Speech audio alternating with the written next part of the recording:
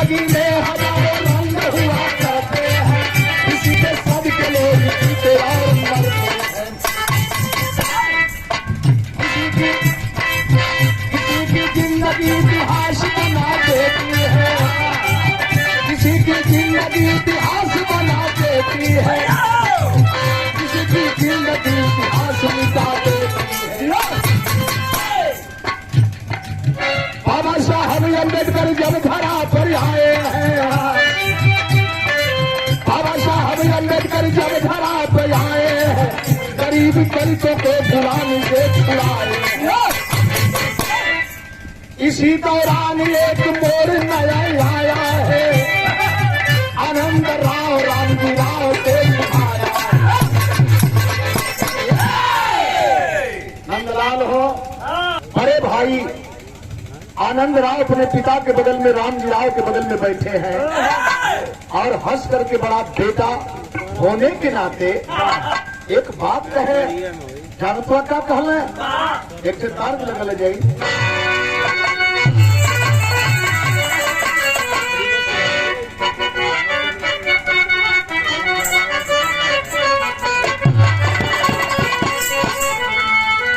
मेहरारू अपने मर्द के पाके खुश हो, कौनो मर्द अपने मेहरारू के पाके खुश हो।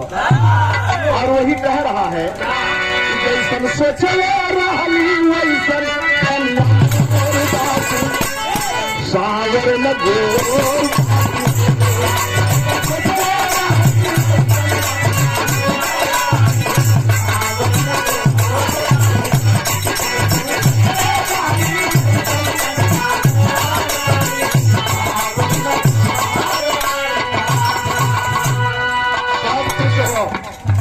मेहरारू बढ़िया हो तो मर्द भी खुश हो, मर्द बढ़िया हो तो मेहरारू भी खुश हो। मर्द बढ़िया है, मेहरारू का नाच निकलल हो, लेकिन वो हर जगह जाई तो बताई हमार बहुत सुंदर हुआ है। मर्द थोड़ी सा धूमिल हो जाये या मर्द थोड़ी सा कुरूप हो तो बताई जरूर, लेकिन थोड़ी सा मध्यम भाव की।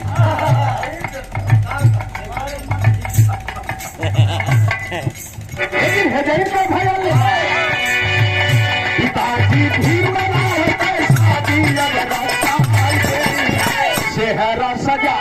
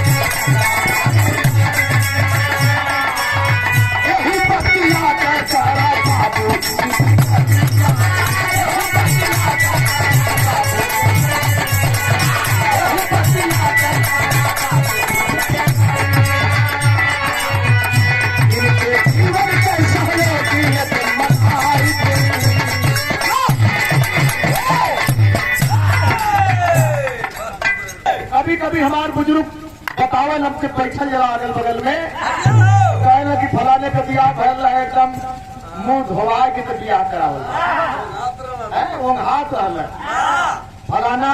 अब वही पास किए थे आनंद साहब, यही बोले कि पिताजी आप कहिया का इंतजार है। बाबा साहब जब संविधान लिखे तो देश 18 वर्ष में बनाए, 18 वर्ष में बनाए और आज 21 और 23 चल रहा है।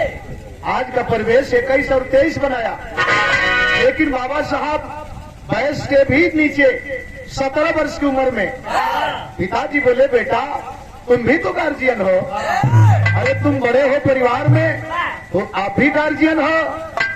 ये चर्चा तुरंत फैल गई कि अम्बेडकर साहब का शादी हुई, भीम जी का शादी हुई। आज जब चर्चा फैलल तो संकेत लगल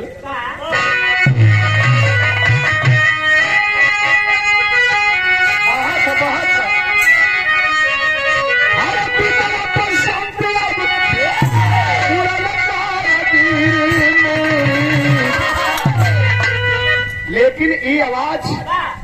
केकरे दिमाग में अच्छा लगल, अरे ऐसो भी कर ले, अरे ऐसो भी कर ले, शादी का पार्टी हो गया।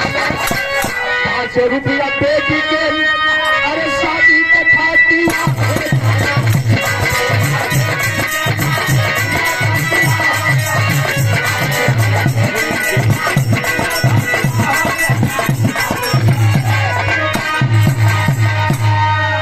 सोबीरकर साहब शादी का पार्टी हो गया। 5 रुपया बेटी,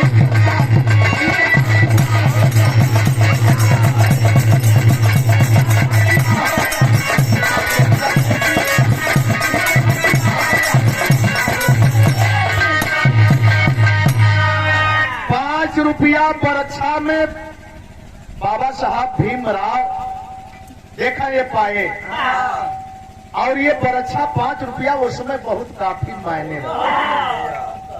ये समाज में, दलित पिछड़ा वर्ग में, शोषित समाज में, दलित समाज में 5 रुपया बड़ा अहमियत रखता। 5 रुपया दे दे बरछा, लड़का पसंद कैले और डेट पड़गल की फलाने तारीख किया के लड़की देखला। आखिरकार रामजी राव लड़की देखे बजे गईले, और जब लड़की सामने आई, आया है लड़की थोड़ा सा जचल ना इनके। 5 रुपया वापस बच्ची के दे दे। कैसे वापस करें बच्ची को? 5 रुपया बच्ची के हाथ में भी दे दिए, लड़की के हाथ में भी दे दिए। लड़की चली गई और कुछ भी नहीं बोले। राम जी साहब पुनः अपने वापस घरे आए, और जब घरे अले 15-20 दिन हो गल। सोबीरकर साहब सोचत हुए, ए भाई का बात है? कुछ बतौले ना। कहीं से सनेश गयल, जब सनेश गयल नकारात्मक उत्तर आयल कि लड़की ना जमत हो, भीमराव के लायक ना है। और ये चर्चा वहां तक पहुंच गई सोबीरकर साहब के पास। आज जब सोबीरकर साहब बिटिया पक्ष में पहुंचल, तो सोबीरकर साहब 15-20 दिन के बाद 10-5 लोगन के इकट्ठा करके दरवाजे पे अले। और जब दरवाजे पे अले, कहले भैया का बात था? तो बहाना किए, विरह में कभी निभावल का बहाना कैलन।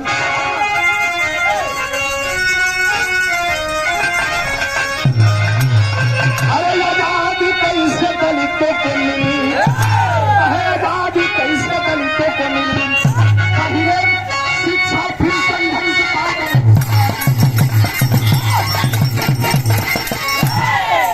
पहले शिक्षा फिर संघर्ष, बाद में शादी, आजादी कैसे दलितों को मिली। बाबा साहब कहीं और हैं। राम जी साहब बोले, आप लोगों को ये समझ में बात नहीं आ रही है। हम दलित समाज के लोग, पिछड़े समाज के लोग कुंठित होकर के जी रहे हैं, पीड़ित होकर के जी रहे हैं। आप लोगों को शादी की सुधि आई है।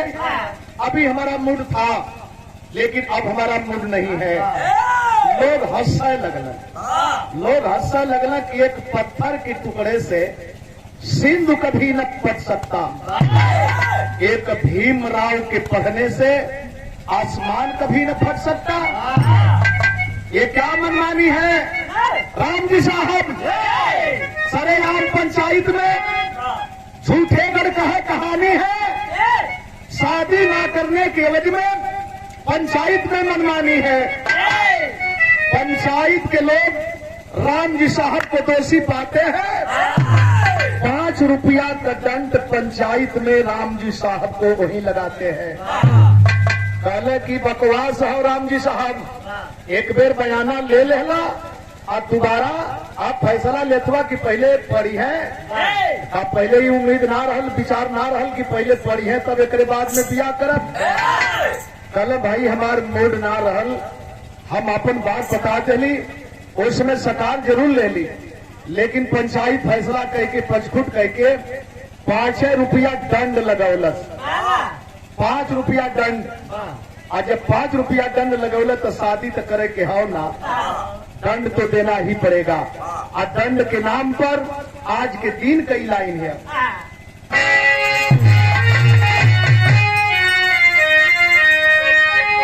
आजुरे में भारी भारी के, आजुरे में भारी भारी के मोतिया लुटाएगी, मोतियन काई अंगना में, मोतियन काई अंगना में चौका पुराएगी।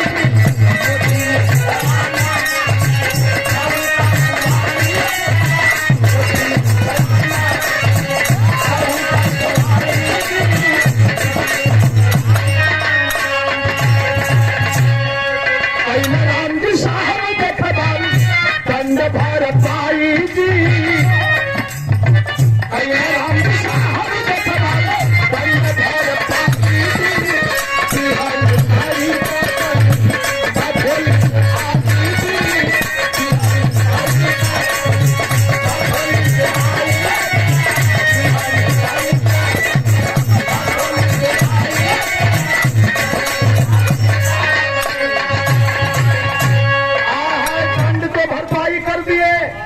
मेहमान बड़े खुश होकर के छाती ऊंचा कह के जात हो कि राम जी साहब के पंडित कह के जात है जा, पंचायत में झुका के जात है जा। पंचायत का बड़ा महत्व आज भी हो, लेकिन माने तब पंचायत का आज भी महत्व है। आया है अब तब तक की चर्चा भाई कि शादियां ना कैल लड़कियां ना ठीक रहे, ऐसे शादी ना कैल। अरे कोली शंकर धुते सही नमा पाई, कोली शंकर धुते सही नमा पाई, अम्बेडकर का जेला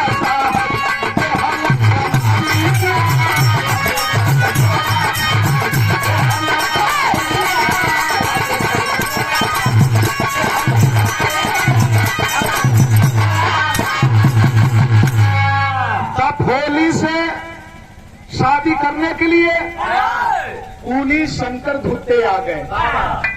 अब कूली शंकर धुत्ते आ गए, देखल है बाबा साहब के नाम पसंद करी हो, बाबा साहब के नाम पसंद करी। बाबा साहब को पसंद वैसे ही है। आप यहाँ के कम से कम एक ठे गरीब के बहन के देख लें। शंकर धुत्ते के पिताजी मर गए थे, आए है शंकर धुत्ते कुलीगिरी काम करके अपने बहन अपने परिवार का जीवापार्जन कर रहे थे। राम जी साहब गए, लड़की जब रमाबाई लड़की के रूप में सामने आती है, आया है देख करके बड़े प्रभावित हुए और बर बरछा हुआ, दीन बारी पड़ल। और दीन बारी जब लड़की पक्ष के दरवाजे पर ही पड़ा तो किस तिथि को किस डेट को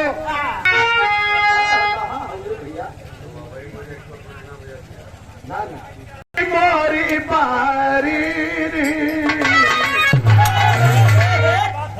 आज देखले के बाद ही माहौल मौसम देखले के बाद मूड में बन गल गावे के तो गा दिले हैं, मोबाइल पर हो गए लेकिन थोड़े दिमाग में अरे बही मारी मारी पारी आई गाना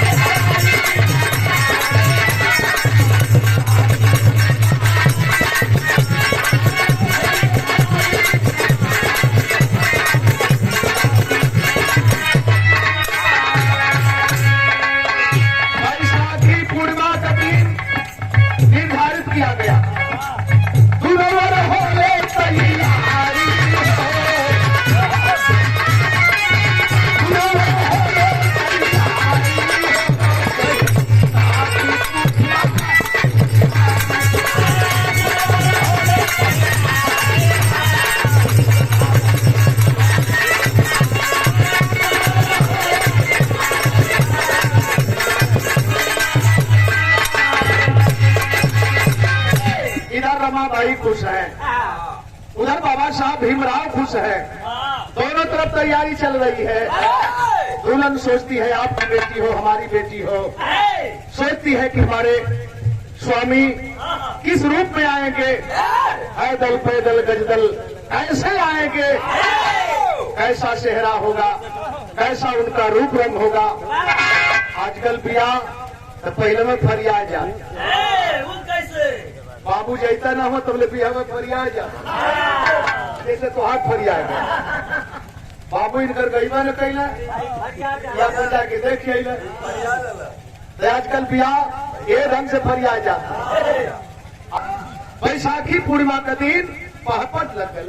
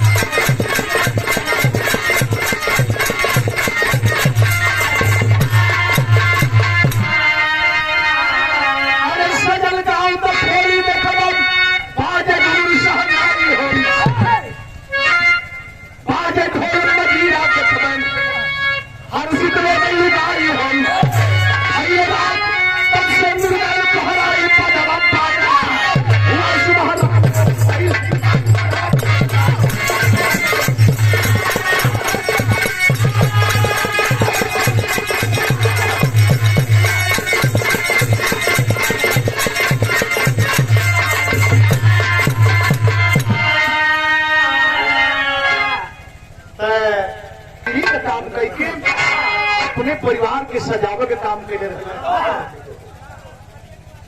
आज गांव में चारों तरफ चहल पहल मचल है, चारों तरफ हाहाकार मचल है, बहबाही मचल है। भाई बाहर बारात, बाहर बारात, बहुत बारात देखल गल, लेकिन एक बारात के तरह चर्चा का विषय बनल है आज बाबा साहब का बारात। बाबा साहब डॉक्टर भीमराव अम्बेडकर का बारात चर्चा का विषय है। रात में भी शादी रस्म रिवाज के साथ भइल, सिंदूर पहनावल गयल, और जब सुबह में विदाई के बाद भइल, बड़ा दुखद वातावरण होला हो गया। विदाई के वातावरण बड़ा दुखद होला। जौन समय डोली में बैठाओ बदे भाई अपने बहन के पकड़ के लेके गई है, और समय का भाव लिखे के पड़ल।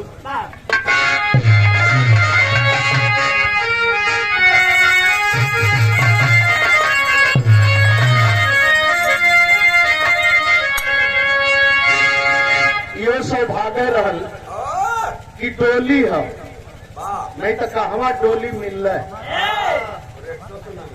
ना ढोवे डोलिया ना ढोवे, कहे कि हमारे का डोली ढोल जा।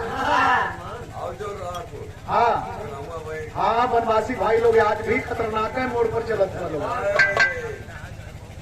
बाहर समाज अपने डोली बनावे के होखे, हाथी घोड़ा मिल जा लेकिन डोली ना मिले, बड़ा तकलीफ होले कभी कभी इतिहास के पढ़ने के बाद। हर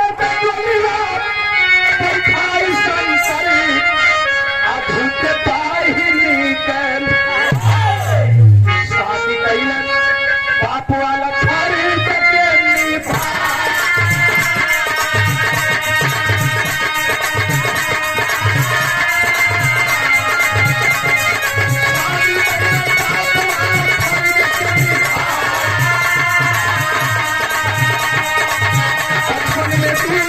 Thank you.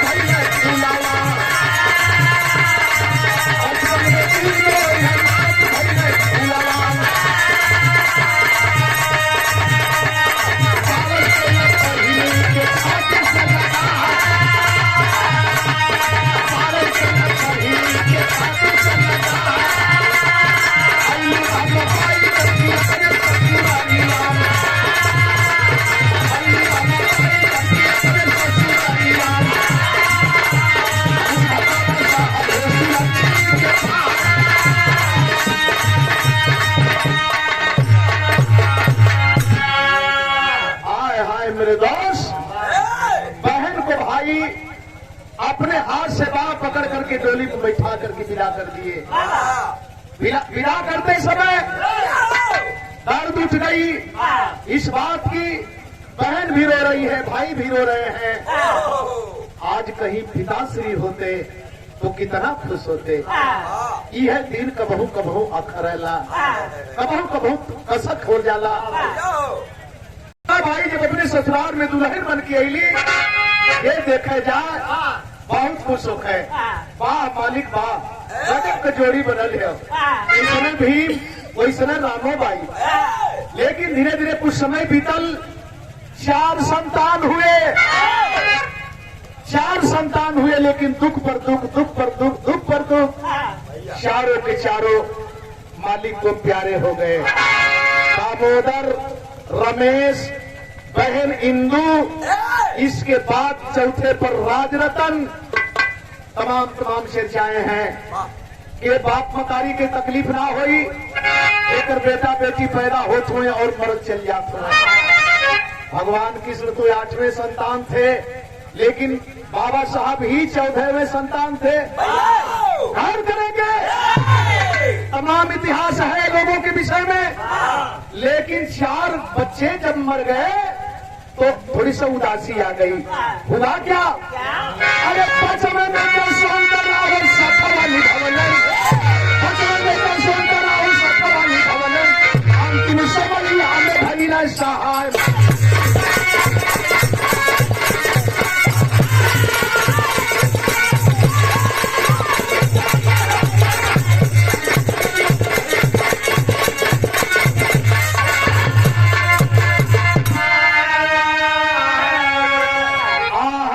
नंबर पर जसवंतराव वही अंतिम समय तक बाबा साहब का साथ दिए। यहाँ तक कि मुखाग्नि के समय भी जसवंतराव ही अपने हाथ से बाबा साहब को मुखाग्नि दिए थे।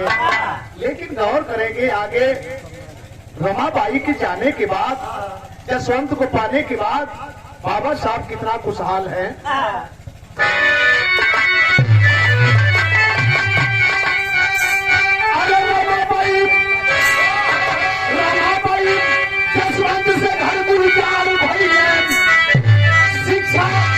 शिक्षा भीम अमेरिका लंदन जाते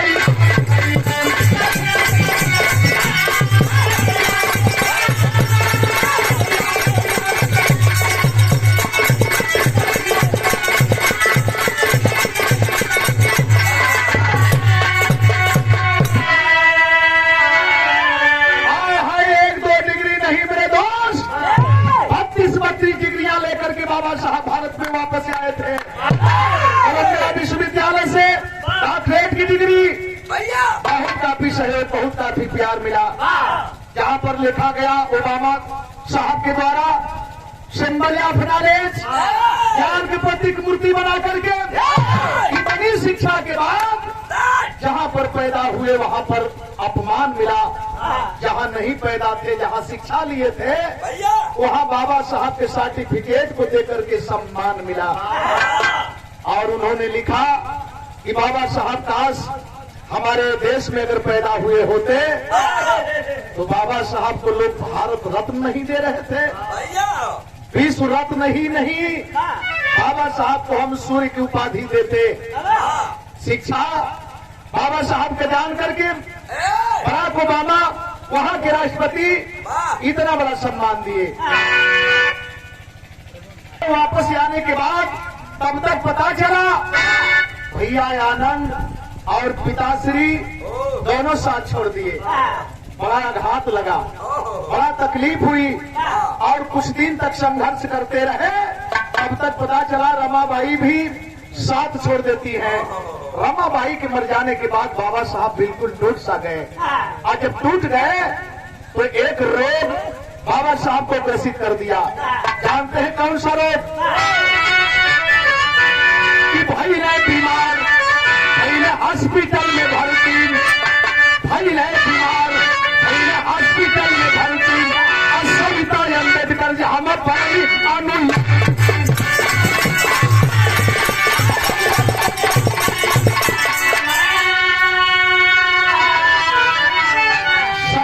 अम्बेडकर ब्राह्मण परिवार से जहां नर्स थी, साहब का सेवा कर रही थी और बाबा साहब को अंतिम दौर में एक बात कहती है, बाबा साहब अगर मुझे आप अपना लेते हैं तो मैं अपने आप को धन्य समझूंगी। बाबा साहब ने सविता अम्बेडकर, जिनका नाम था तुलसी कबीर, लक्ष्मी कबीर, आए हाय 3 नाम थे साथियों, सविता कबीर, लक्ष्मी कबीर, तुलसी कबीर, शारदा कबीर, 3 नाम थे। सविता अम्बेडकर के नाम से रखा गया और शादी करते हैं कोर्ट में, तमाम चर्चाएं आती हैं। सविता बाबा साहब के साथ धोखा कर गई, क्या हुआ नहीं हुआ ये मैं हिम्मत से कह नहीं सकता, लेकिन तकलीफ होती है, दर्द होती है। अरे जीवन भर दुख झेल, सुखमय संसार कई शिक्षा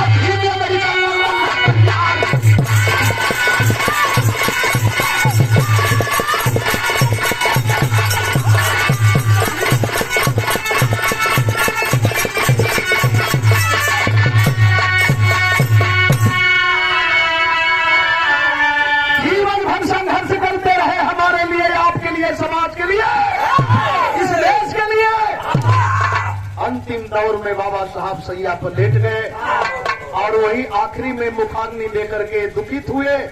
सन 56 में 6 दिसंबर को जसवंत राव बड़े दुखित हुए। क्यों नहीं दुख होगा?